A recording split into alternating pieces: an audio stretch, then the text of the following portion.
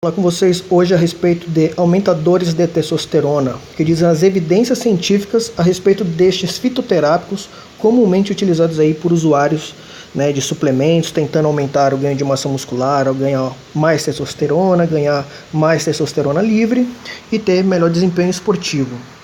Esse estudo, publicado no Journal de Etnofarmacologia, fez um apanhado geral de mais de 400 estudos e vamos falar direto logo de tribulus terrestres, que é o que a galera mais utiliza aí.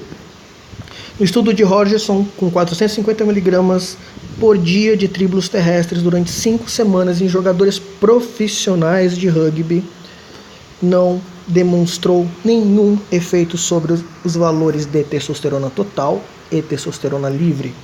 Em homens saudáveis, utilizando entre 200 a 1.300 mg de tribulus durante 4 a 8 semanas, também não mostrou nenhum efeito sobre a testosterona livre nem total. E o mais curioso, no estudo de Kamenov, utilizando 1.500 mg por dia durante 4 semanas, teve um efeito até interessante, a redução da testosterona livre e redução da testosterona total. Vale lembrar que não existe uma dosagem específica para o uso de tribulus terrestres, por isso uma discrepância aí nas dosagens durante os estudos e o tempo que eles duram. E também não existe nenhum estudo falando aí basicamente da toxicidade desse tipo de produto, o que pode ter atribuído, por exemplo, a redução da testosterona total e testosterona livre. Mas via de regra, tribulus terrestres é inútil para aumentar a testosterona livre e total.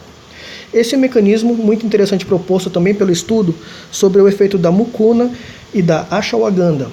Olha que interessante, quando você utiliza os dois produtos juntos, você pode aumentar a quantidade de vitamina C, vitamina A e vitamina E, fazendo com que ali no líquido seminal você tenha menor peroxidação lipídica, menor dano celular. E também você consegue aumentar esses antioxidantes naturais, que é a catalase, superóxido dismutase e a glutationa reduzida. E utilizando ainda ambos, interessante que você aumenta a quantidade de colesterol, fosfolipídios, frutose e triglicerídeos, que podem ser utilizados aí pelos espermatozoides maduros como substrato energético, e esse conjunto vai fazer com que você tenha um aumento no volume do líquido, do esperma, e aumento da motilidade dos espermatozoides.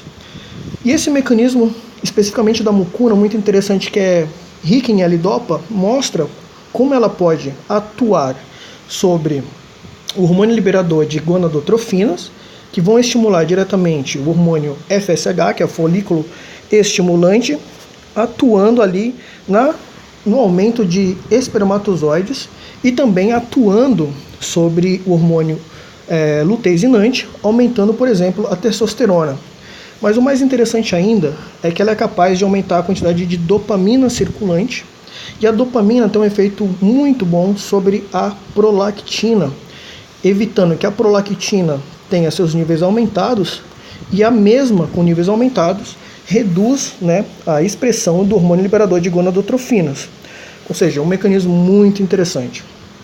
Mas esse resumo, eu quero que vocês fiquem atentos para ver o que os estudos trazem para a gente. 50 homens saudáveis usando, por exemplo, o fenogrego, teve um aumento aí na testosterona livre, um aumento até significativo, mas não teve um aumento na testosterona total.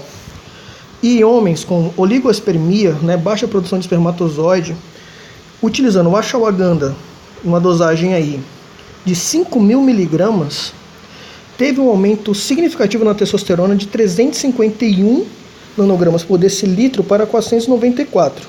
Mas notem, é uma quantidade de testosterona relativamente baixa. E ao passo que ela aumentou a testosterona total, aumentou os níveis de LH, diminuiu os níveis de FSH. Ou seja, teve um comprometimento até mesmo no hormônio que vai atuar sobre a espermatogênese. Em relação à mucuna, utilizando aí 5.000 mg, a gente também teve um efeito significativo aqui em homens com oligoespermia, mas teve um aumento muito interessante na quantidade de testosterona, de 389 para 540 nanogramas por decilitro, mas teve um efeito muito similar à ashwagandha, reduzindo os níveis de FSH. que a gente pode ter de visão geral em relação a esses produtos? Segundo aquela tabela, vocês podem ver que pessoas saudáveis não teve um efeito significativo ou nenhum efeito no aumento da testosterona, mas em pessoas com oligospermia, com hipogonadismo de modo geral, primário ou secundário, tem até um efeito significativo. Então, para fertilidade, o que a gente pode entender sobre esses produtos, sobre esses fitoterápicos? Ele tem uma serventia. Para quem tem algum problema em relação ao hipogonadismo, baixa produção de testosterona, baixa produção de espermatozoides. Em relação à composição corporal, o efeito é relevante, tendo em vista que o aumento da testosterona, tanto total e da livre, é insignificante. Se você comparar isso a esteroides anabolizantes, o efeito dela é muito simplório. Isso não vai melhorar a sua composição corporal em nada.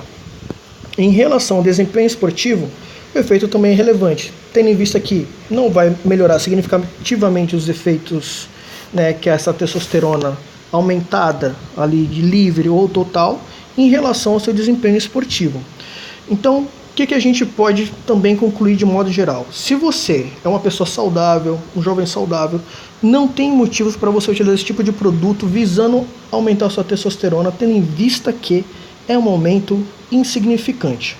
Agora, para pessoas com oligospermia, baixa produção de testosterona, talvez estar associando aí a mucuna, a ashwagandha, seja realmente uma estratégia para você melhorar a sua produção de testosterona, melhorar a sua produção de espermatozoide, mas são efeitos também simplórios que não vão te trazer desempenho esportivo, como já esclarecido aqui. Então, basicamente, sejam inteligentes no uso desse tipo de produto e tracem a melhor estratégia.